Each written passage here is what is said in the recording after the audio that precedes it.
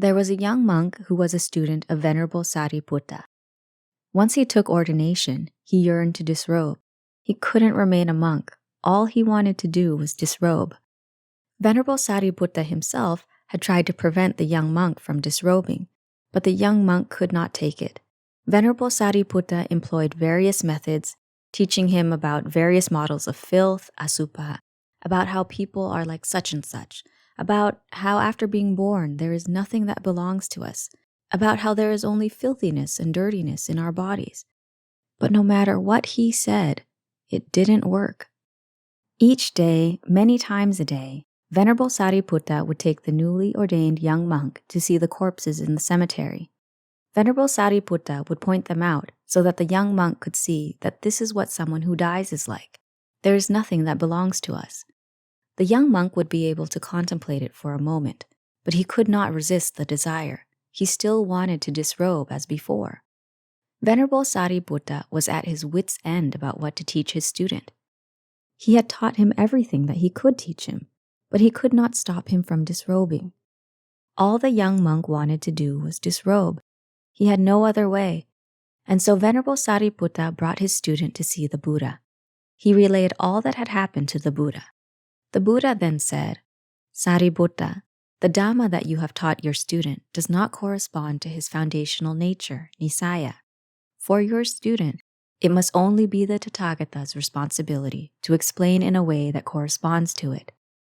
Thereafter, the Buddha conjured a form, nimitta, of a lotus flower and handed it to the newly ordained monk so that he could hold it. He told him, "Contemplate this lotus flower well." The monk contemplated as he held the lotus flower. The Buddha continued to preach. As he preached, he drew comparisons. We humans and the lotus flower are the same.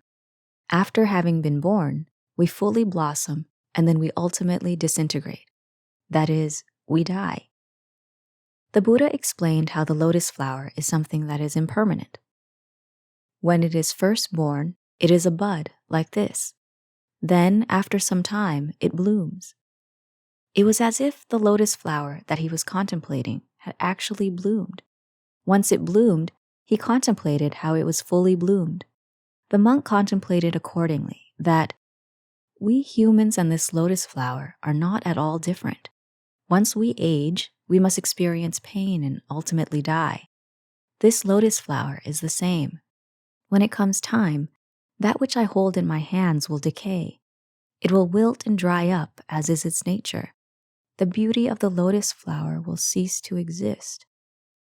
Eventually, as the Buddha finished his teaching, the lotus flower in the young monk's hands wilted and withered right then and there. At that same time, the young monk attained Arahantship. Now, when did the Buddha teach that monk to meditate? You must understand this. When it comes to attaining Arahantship, it is not a matter of meditation, samadhi. It is a matter of wisdom, paññā.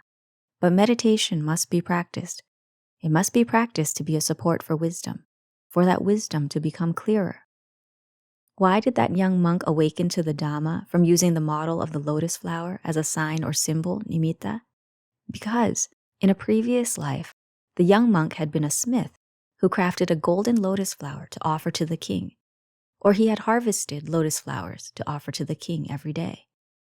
It was this practice of taking lotus flowers to offer to the king that became his foundational nature, nissaya, and a contributing factor, paccaya.